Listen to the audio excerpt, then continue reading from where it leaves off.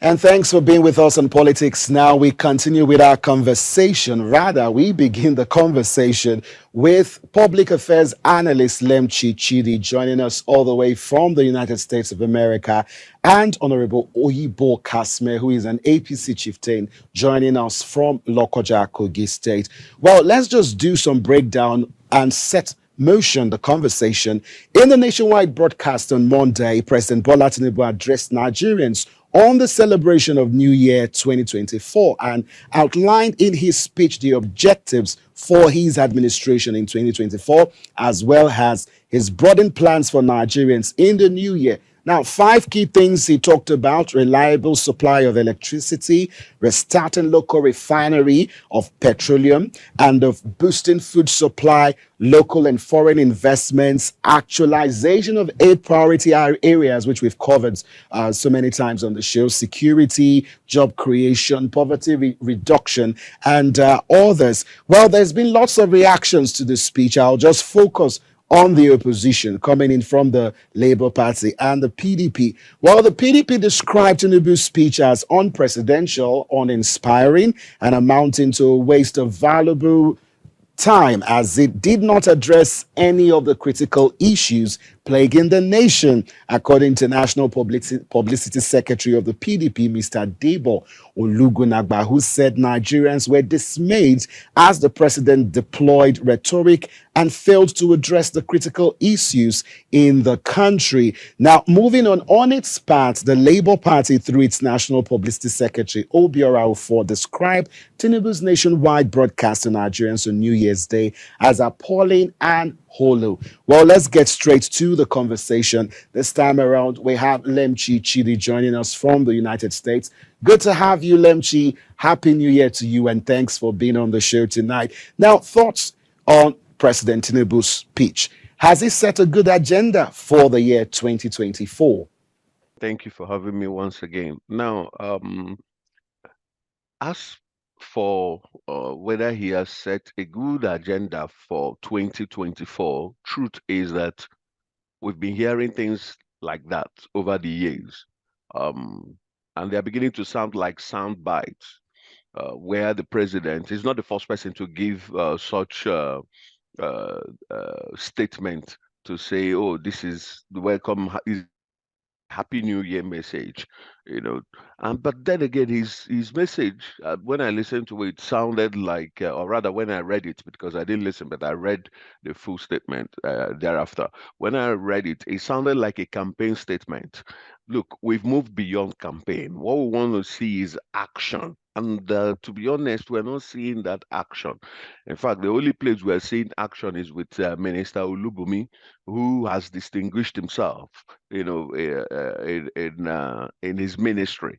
But we're not seeing action. What we're seeing is promises upon promises. We'll pull number of people out of poverty in 14 months, in 22 months, in number of, and we're not seeing steps, concrete steps towards pulling people out of poverty. You're saying you would improve on electricity, but electricity, as we all know, has become worse today, in Nigeria. You were talking about, he didn't even talk about it, say, the issues of insecurity currently, experienced in Middle Belt. He didn't even mention the issue in Plateau. Now, I was just about to say that, Lemchi, sorry to cut you in. The speech has been criticized for neglecting Plateau attacks and a pre recorded message of promises. Now, what's your reaction to this? Which tells me that the statement was pre-recorded, and is an indictment not just on the president but on the handlers of the president. So that, as far as I'm concerned, that statement sounded more like a campaign statement. Look, people are suffering. People are going through some difficult and tough times. Businesses are struggling. The president needs to step up. He needs to up his game and begin to address some of these issues, and tackle them headlong. We can't keep making statements that sound like you are in the campaign ground after several months of being in office. To be honest, if you're an employer and you have an employee who, after 7 months of being in office, keeps making statements that sounds like the employee is still interviewing for the job, you'll be worried. So to be honest, I was worried. I was very, very worried at the statement of the president. The president needs to begin to address some of these issues. The honeymoon is over. Time to begin to, and listen, he needs also to understand that, look, people who criticize him, most people who criticize about, like social analysts like us who talk about the government, we are not doing it from a place of hate. We're doing it because we love the country. People who work for the president do not love the president more than we do. So he needs to begin to see some of these things. He needs to begin to pick some of these points and begin to address these pressing issues, so that it doesn't become like the last man who occupied that office. And today, when people look at those 8 years, they consider it as the years of the locust, the palmer worm, and the canker worm. Now, let's talk about one of the key promises in the speech. You talked about, restarting the local refinery of petroleum. We've seen the Dangote refinery take shape, and of course, the Port Harcourt refinery begin to take its shape, talking about mechanical completion to a particular percentage, I think about 70 to 80%. Now, I can see you laughing, Lemchi, but let me just allow you make this reaction. You don't seem to buy this particular promise coming from President Bola Tinubu. Your thoughts? Sell them off. Sell every serious president, Nigerian president, will sell the refineries off, for goodness sake. Those are elephant projects meant to, enrich certain people. Sell the refineries. Let them go. What are we keeping the refineries for? Okay, you are keeping the refineries, and when Aliko started his own refinery, you still went to buy shares in the refinery to become a part owner of the Aliko refinery. To what end? Is the Port Harcourt refinery working? It's not working. It's not working. Look, enough of all this deceit. I mean, all of us, over 100 million of us, if that's it, we don't even know how many we are in Nigeria anyway. Over one, I'm assuming also, over 100 million of us are not all stupid now. We're not all stupid. So enough of all these shenanigans. Today, refinery is working. Tomorrow, Warri will work. Next tomorrow, Kaduna will work. For goodness sake, put them up for sale and sell them off, and face serious business, the business of governance. Now, still on another promise coming in from the president, he talked about boosting local and foreign investment. 2023 was quite a year for the president. He's been on so many foreign investment trips. What are your thoughts on its prospects in the light of the fact of we have some, industries and key investors who are beginning to leave the nation, and there's been cause for concern. What are your thoughts? Now, we've seen PZ leave, right? We've seen a whole lot of organizations leave the country. And let me throw this question back to you. If the investment climate in Nigeria was healthy, would they have left? The answer, we all know, is no. They would have stayed. But the investment climate is very poor. You know, Government is not doing enough to create an enabling environment for businesses to thrive. That is why they are taking their monies elsewhere. We've also seen accusations of people saying that, look, we want to bring in investment, but we are afraid because some government officials are also asking for kickbacks. This is happening in 2023, 24. You understand? So the investment climate, the business of government is to create an enabling environment that would attract investors, not put bottlenecks that would deter investment, which is currently what we're saying. So when I say the president and his people should up their game. These are the issues. These are the things I'm referring to. They should begin to create an enabling environment that would attract. Look, Nigeria is a country of potential, huge, massive human and natural potential. But unfortunately, we've not even scratched the surface. And the reason is because we've not created the environment for businesses to thrive. We've not created enough environment for businesses to thrive. So they are going to other nations. They're going to Egypt. They're going to Ghana. They're going to South Africa.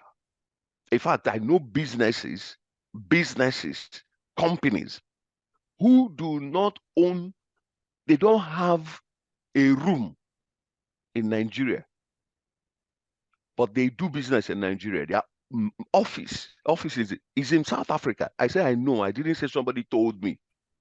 And when you ask them, they tell you, no, we can't, we don't trust the system, so we can't set up shop in your country. I know I can mention names if you want me to, So we've not done enough to create the environment for these companies to thrive. If we create enough environment, if we make the environment friendly for them and take out the bottlenecks, multiple taxation, over regulation of businesses, and destroy government bureaucracies, and of course, corruption. These people will come. These companies will come. In fact, I was listening to one of the lawyers my dad loves, the legal luminary, Lisa Bakoba. He said that he was discussing with some foreign people, and he told them, bring your money to Nigeria. And they asked him, how long does it take to get justice in the country? And he said between 3 to 5 years. And they said they were not coming. Do you understand? So that's where we are now. Even our justice system has become a suspect that is deterring investments. So the whole gamut of the Nigerian system needs complete social re-engineering. And until we re-engineer the country, we won't be able to get to the promised land. All right, Chidi, thank you so much for your thoughts. Now we have Honorable Kasme Oyibo, who is an APC chieftain. Thank you so much for coming on Politics Now. Good to have you with us, and Happy New Year to you. Now, your thoughts on Tinubu's agenda for good governance. Let's process some of the things that he said in his opening speech for the year 2024. So, you see, when we talk about setting agenda for 2024, today we are just 3 days into the agenda. Ordinary that has already been signed into law, because basically you discover that we are being guided by the Constitution. And what do we talk about the Constitution? Talk about a bill that is sent from the National Assembly for the president for assent, which it has done. And from what my brother in the studio actually said, I listened to him, and I think I'm very, very happy with some of the things he said. You see, apart from the economic policies and other stuff, before you talk about the economic policies, you must think about, at least, if not for anything, security. No matter how flourishing your economy is, if the place is not secured, the economy cannot strive, because the economy strive in a place where there is security. Economics strive where the people are secured. Economics strive where the GDP can grow. How do the GDP grows? Where people can move freely and transact their business freely without being hindered. Where people can go to farm and bring in the farm equipment or farm produce without being harassed on the farm, without being waylaid in the farm. Or people can travel from Lagos to Onitsha, from Lagos to Abuja to Maiduguri without any hindrance. At that stage, you see, the confidence of the people will have been built. So what I expect the government of the day to do first is, one, to build confidence in the people and the people in diaspora, right, that the place is secured for them to do business. apart from the issue of social justice and other stuff that spring up in our country, one, we started by bringing in technocrats in the ministerial positions. They have already been given a mandate. And some of them, as the case might be, are actually doing the best they could. But even at that, no matter how the policies you make, if it does not translate to the downtrodden, your policies cannot be said to be a good ones. Your policies are said to be good when the layman in my village, the layman in your village can be able to go to the market and transact his business free without molestation. He can do his business without any issues. The issue of buying and sell can be taken care of, especially now that people believe strongly that they only lived on survivor. 2023, I must tell you, my brother, that a lot of persons you meet will tell you we are just surviving. It's a year people came out of it believing that it's a year of just mere survivor. So if we have survived 2023, means when we talked about survivor, means we are living from hand to mouth. A lot of persons, feeding was a problem in the year we just came out, especially that the policies that came in, we never envisaged it. The removal of oil subsidy came in 2023, and that affected virtually all sectors of the economy in 2023. Once whatever affects oil in Nigeria, it affects transportation, it affects food production, it affects security, name it. That went with us through the later part of 2023. Now, a lot of persons are gradually readjusting now. The refinery is coming on board, and many promises are made. Social investment programs are being made. Even the president, in his speech on the 1st of January, made us to understand that the MDAs have to give monthly reports. That matters a lot. That is a statement.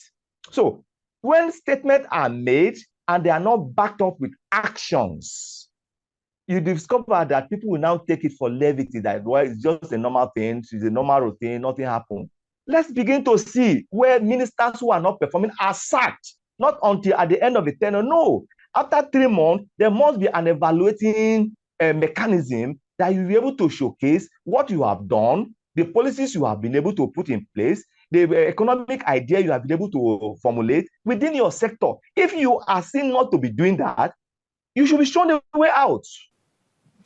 Now, just to put a pointer to some of the good work that President Bola Ahmed is doing, which has to do with the suspension of the National Coordinator and the Chief Executive Officer of the National Social Investment Program Agency, Halima Shehu, over the ongoing probe, into the 37 billion naira plus allegedly laundered by the Ministry of Humanitarian Affairs, Disaster Management and Social Development under the Minister Sadia Umar Farouk. And of course, there's been a replacement for this particular job position. How does this set the agenda?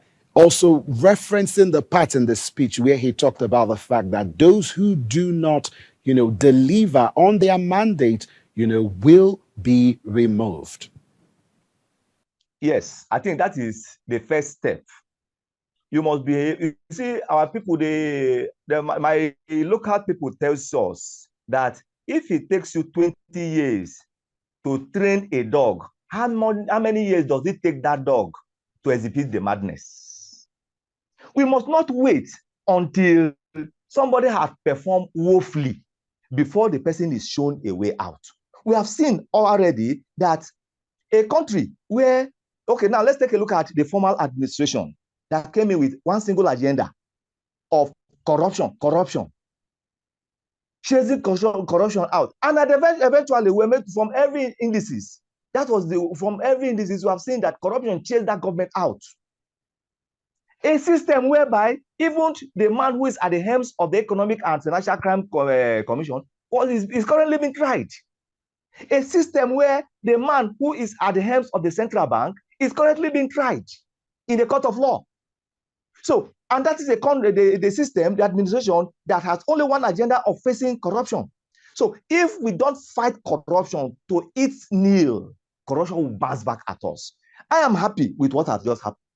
So it has set a precedent for those who are in office that at any point in time you derail from what a laid down precedent, you'll be asked to go, because people are becoming wiser than ever. Nigerians are becoming more knowledgeable than ever. Gone are the days where you take Nigerians for a ride. Gone are the days where you take Nigerians for nothing. Today, people are questioning the system we have today. The technology has made virtually everything open. That whatever you do, you think you do in the secret, is not in the open. So if the president, after 6 months or thereabout in office, is able to ask one or two of his kitchen cabinet to go, who do you think will not be able to go? So for me, it's a welcome development. All Nevertheless, we expect that ministers, because that is where the bulk of the job actually lies, the ministers, all other sectors are under the ministerial cadre. So the ministers should be able to supervise their ministries and departments that are under their ministry effectively. Take a look at what happened in the area of aviation. There was a total overhauling completely. Whether they are going to cut or whether they are going to, at least there is a sign that somebody is there not taking business as usual again. So let other ministers and parastatal agents, head of agencies, begin to see the need why they put the round peg in the round hole. Notwithstanding, whose horse is God's. Now, let's get back to Chidi Lemchi. Thank you for still being with us. What are the key lessons in 2023 that people in government should take into consideration as we begin to, go through 2024? The obedient movement. I will answer by saying the obedient movement. Let me just refresh our mind. You remember that, prior to what we witnessed in the 2023 elections, many of us didn't take the obedient movement serious. In fact, the former national chairman of the APC came on television and said it's just four people tweeting from a room. We found the former presidential candidate of the PDP saying he doesn't stand a chance. Everybody wrote off that movement. But there's a lesson to be learned from that movement, which unfortunately, government as it is today across all cadre, and I mean from the president to the governors, they've not learned that, they've not picked that lesson. That lesson is this: don't joke with the will of the people. There is, look, there's a place. There's a place. There's a limit to a pressure somebody can take. There's a limit to the nonsense somebody can take. There's a limit to everything. When pushed to the wall, people can react, and that's exactly what that obedient movement, typified. It clearly showed that Nigerians are waking up. It clearly showed that Nigerians are becoming tired of those that are leading them. And let me tell you something, Mana. If government doesn't begin to address some of the issues that led to the obedient movement, we were talking about NSAS, which was, as a result of police brutality. But now we've entered into a new dimension, which is the obedient movement, which is, of course, a bastardization of Peter Obi's name. That movement that we saw both professionals, rich people, billionaires. Who could have ever thought that President Bola Ahmed Tinubu would lose Lagos?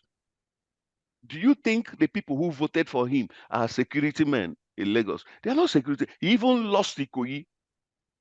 Who lives in Ikoyi? So it tells you that people are becoming tired of the status quo. They want a change. They want to see the change in the economy. They want to see the change in physical infrastructure. They want to see the change in education. I read a report 2 days back of how people now troop to Benin Republic to go and get a cooked certificate in 6 weeks. and then they bring it back to Nigeria. But people want to begin to see this. People want to see changes in the entire, strata of the Nigerian system. That is what led to the obedient movement. And let me tell you, that movement is not going and is not going away anytime soon. I hope you are seeing, people say they are a menace, but they are not a menace. You can't beat a child and tell that child how to cry. It's not possible. Nigerians have been beaten, they've been battered, they've been brutalized, they've been abused over the years, and they are beginning to cry. They are beginning to cry. Government shouldn't take this cry for granted, because when you take it for granted, it will get to a point where it will no longer be about just the obedient movement. It will now be about an entire national uprising saying enough is enough. So there is a lesson there. And if I were in government today, I will sit down with my people and we'll look at it, observe the lessons, pick the lessons, and begin to work on it so that we can avert this national uprising. Now let's get back to Kashmir Oyibo. Thanks for staying with us. The president stated that for Nigeria to yield good benefits in the new year, everyone must play a part individually and collectively, adding that the election is over. What do you make of this statement in the light of calls for electoral reforms? Can we say the elections are over, talking about improving, the process of our elections and then focus and being unified? How is that all going to work? Yeah, he may be right, but that's the comments of his is that well, there's the time for politicking is over. This is time for governance, and the time for governance is a time where all hands have to be on deck to move the nation forward. Believing that the nation, Nigeria, is bigger than an individual, we must note that this country is bigger than an individual. And as such, the country must be taken in that holistic manner. You see, in act of governance, when people are vying for political offices, they play a very, very humble background kind of ideology. They become very listening set of persons. As soon as they get to office, it becomes a different ball game entirely. Even when they want to listen, the people that are surrounding them does not allow them to even get the truth of what's happening in the field.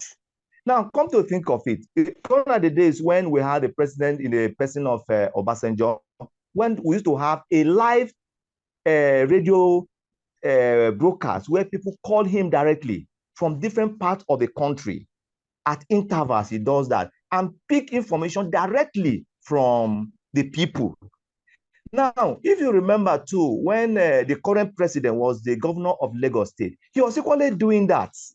Now, we are calling on him now to equally create a channel, an avenue whereby he can interact with Nigerians directly, either on television or on the radio station, so that he can get first-hand information as to what is happening in our society. Because if for any reason he keep depending on what his people tells him, or the people that are surrounding tells him, they will always tell you what they want you to hear. They will not give you the best of what is happening in the society.